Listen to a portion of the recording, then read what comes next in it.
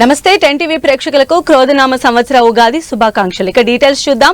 Tihar jail నుంచి న్యాయమూర్తికి MLC కవిత లేఖ రాశారు. తాను చెప్పాలనుకున్న అంశాలను 4 పేజీల లేఖలో తెలిపారు. ఢిల్లీ లిక్కర్ స్కామ్ కేసు తప్పుడు కేసు అన్న కవిత 2.5 ఏళ్లలో విచారణలో ఎలాంటి ఆధారాలు దొరకలేదని చెప్పారు. లిక్కర్ పాలసీలో తనకు ఎలాంటి ఆర్థిక పరమైన లాభం జరగలేదని, లిక్కర్ కేసులో తాను బాధితురాలే అని చెప్పారు. తన రాజకీయ పరపతిని దెబ్బతీసేలా వ్యవహరిస్తున్నారని అన్నారు.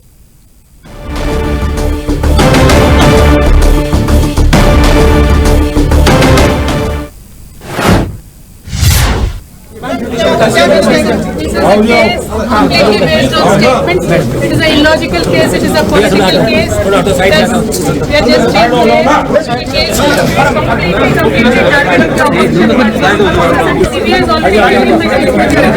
CBI has taken your statement in jail. Ma'am CBI ने आपसे क्या पूछा मैम?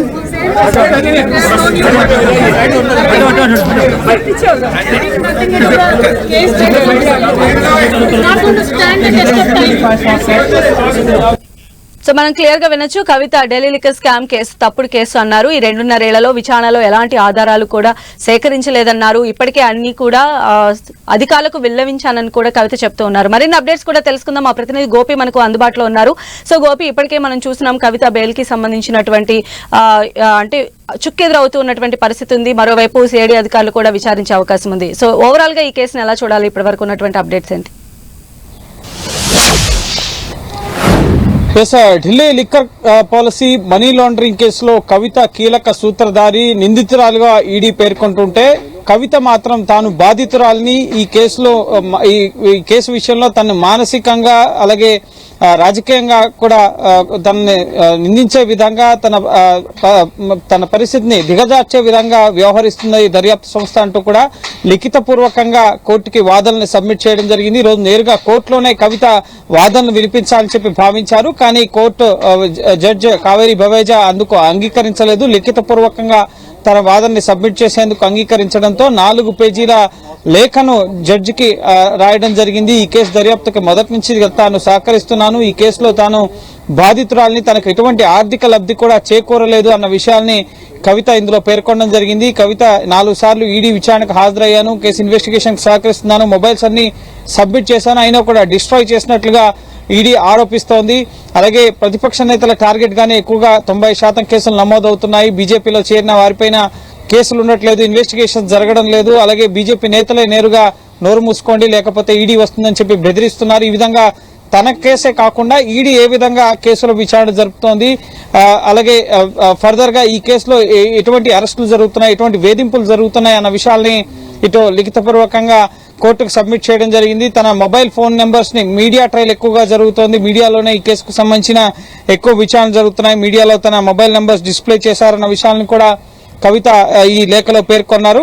అయితే కవిత ప్రధానంగా ఈ కేసులో ముఖ్యంగా ఈ మొదటి నుంచి కూడా తను సాక్షుల్ని ప్రభావితం చేస్తారని చెప్తున్నారు. కానీ 2022లో ఇటు బీఆర్ఎస్ అధికారంలో ఉంది, అప్పుడు తనను ఎందుకు అరెస్ట్ చేయలేదు, గతంలో నేను సాక్షుల్ని ప్రభావితం చేయలేదా, అప్పుడు అధికారంలో ఉన్నప్పుడే ఇన్ఫ్లుయెన్స్ చేసే కెపాసిటీ ఎక్కువ ఉంటుంది కదా, అప్పుడు ఎందుకు చేయలేదు అన్న విషయాన్ని కూడా కవిత ఇందులో పేర్కొనడం జరిగింది. అయితే ప్రస్తుతం 2.5 ఏళ్ల విఫల దర్యాప్తు అనంతరం ఈడీ సుప్రీంకోర్టులో ఎటువంటి అరెస్టు చేయమని చెప్పి అఫిడవిట్ ఇచ్చి అండర్టేకింగ్ ఇచ్చి మరి తను అరెస్ట్ చేశారు. అరెస్ట్ జరిగిన తీరును కూడా కవిత ఇందులో ప్రస్తావించడం జరిగింది. అలాగే ముఖ్యంగా ప్రస్తుతం ప్రతిపక్ష పార్టీల నేతలంతా కూడా కోర్టు వైపు, న్యాయ వ్యవస్థ వైపు చూస్తున్నారు. ఏ విధంగా దర్యాప్తు సంస్థలు దుర్వినియోగం అవుతున్నాయో, సో వీటన్నిటి నుంచి బయటపడాలంటే న్యాయ వ్యవస్థ ద్వారానే తమకు ఉపశమనం లభిస్తుందని చెప్పి కోర్టుల వైపు చూస్తున్న పరిస్థితి ఉందని చెప్పి కూడా కవిత ఈ లేఖలో పేర్కొన్నారు. ప్రస్తుతం బెయిల్ మంజూరు చేయాలని చెప్పి కూడా నేను అభ్యర్థిస్తున్నాను. తన చిన్న కుమారుడి పరీక్షల నిమిత్తం అతన్ని ఎగ్జామ్స్ కి ప్రిపేర్ చేయాల్సి ఉంది. తల్లిగా తనకు కీలక బాధ్యత, తన పాత్ర కూడా రీప్లేస్ చేయలేరు కాబట్టి సో ప్రస్తుతం నా కుమారుడి పరీక్షల విషయంలో అతని మానసిక పరిస్థితి పట్ల కూడా నేను భయపడుతున్నాను అన్న విషయాన్ని ఇందులో పేర్కొనడం జరిగింది. అలాగే బెయిల్ అభ్యర్థనను పరిశీలించి మళ్ళీ ముఖ్యంగా తగిన చర్యలు తీసుకోవాలని చెప్పి కూడా కోరుతున్నానని చెప్పి నెక్స్ట్ బెయిల్ హీరింగ్ ఏప్రిల్ 16వ తేదీన జరగబోతుంది కాబట్టి సో దానికి ముందుగానే కవిత నేరుగా రిటర్న్ గా తనకు బెయిల్ ఇవ్వాలని చెప్పి ఇటు కావేరి బవేజాని సిబిఐ స్పెషల్ కోర్టు జడ్జిని కోరడం జరిగింది. అయితే గోపి మనం చూసిన ఒకవైపు కవిత లిక్కర్ కేసుకి సంబంధించి తాను కేవలం బాధితురాలని అని చెప్తున్నారు. మరోవైపు ఈడీ అధికారులు మాత్రం కవిత చాలా కింగ్ పిన్ లాగా వ్యవహరించారు దీనికి సంబంధించి అని చెప్తూ ఉన్నారు. అంటే ఇప్పుడు ఎలాంటి ఆధారాలు కవిత దగ్గర నుంచి సేకరించారు అనుకోవచ్చు? ఇప్పుడు సిబిఐ కనుక ఎంటర్ అయినట్లయితే ఎలా ఉండబోతుంది ప్రాసిక్యూషన్?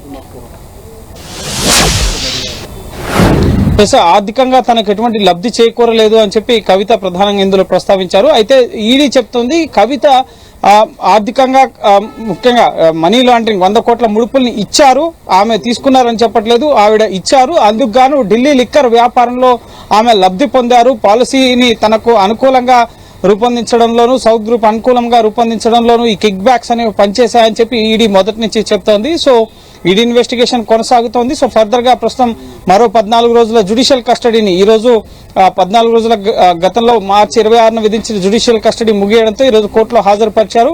సో కేసు దర్యాప్తు పురోగతిలో ఉంది. కవిత బయట ఉంటే కేసు దర్యాప్తుపై ప్రభావం పడుతుంది కాబట్టి కవితను తీహార్ జైల్లోనే ఉంచేందుకు అనుమతించాలని కోరుతూ జ్యుడిషియల్ కస్టడీ పొడిగించాలని చెప్పి కోర్టును ఈడీ కోరడం జరిగింది. సో ఈడీ అభ్యర్థనకు అంగీకరిస్తూ కోర్టు 14 రోజులు జ్యుడిషియల్ కస్టడీకి అనుమతించడం జరిగింది. సో నెక్స్ట్ ఇటు ఏప్రిల్ 23 వరకు కూడా కవిత తీహార్ జైల్లోనే ఉండబోతున్నారు. ఈ లోపు ఈడీ ఇన్వెస్టిగేషన్ జరుగుతున్న సమయంలోనే సిబిఐ కూడా ఈ కేసులోకి రంగంలో దిగింది. సిబిఐ ఏప్రిల్ 6వ తేదీనే కవితను ప్రశ్నించడం జరిగింది. తీహార్ జైల్లో కవితను ఇప్పటికే సిబిఐ అధికారులు ప్రశ్నించారు. రేపు ఎటువంటి పిటిషన్ పైన కూడా విచారణ ఉండదు. ఎందుకంటే ఇప్పటికే ఇటు 5వ తేదీ ఇటు సిబిఐ రౌజ్ అవెన్యూ కోర్టులో మెన్షన్ చేస్తూ అనుమతి ఇవ్వాలని చెప్పి కోరారు. అలాగే ఆ రోజు అనుమతి ఇచ్చిన వెంటనే నెక్స్ట్ మినిట్ ఇటు సిబిఐకి సంబంధించిన అధికారులు తీహార్ జైలుకు వెళ్లి కవితను ప్రశ్నించడం జరిగింది. ఈ కేసులో ఆమె వాంగ్మూలాన్ని రికార్డ్ చేసినట్లుగా కూడా చెప్పారు కవిత. సో అడిగిన ప్రశ్నల్ని మళ్లీ అడిగారు చెప్పించి కొత్తవేవి కూడా అడగలేదు అని చెప్పి కవిత కోర్టు నుంచి వెళ్తూ కూడా సిబిఐ క్వశ్చనింగ్ కి సంబంధించిన అంశం పైన కూడా ఆమె స్పందించడం జరిగింది ఆ వీడియోలో. సో ఖచ్చితంగా ఈ కేసులో CBI prevention of corruption act PC act కింద కేసు నమోదు చేసి ఇన్వెస్టిగేట్ చేస్తోంది. A1 గా మనీష్ సిసోడియా ఉన్నారు సిబిఐ కేసులో. సో 15 మంది పేర్లను ఎఫ్ఐఆర్ లో పేర్కొన్నప్పటికీ కవిత పేరు లేదు. సో తర్వాత కేసు ఇన్వెస్టిగేషన్ లో భాగంగా ఇంకా కొత్త నిందితులు ఎవరినైనా చేర్చాల్సి ఉంటే కనుక ఎఫ్ఐఆర్ లో చేర్చే అవకాశం ఉంటుంది.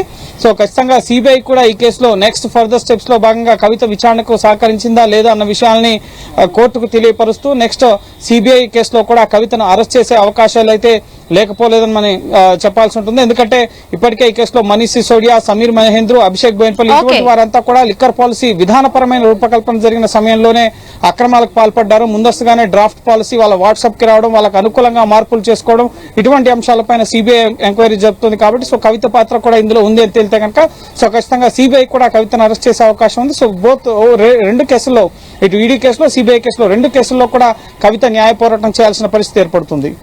రైట్ గోపి.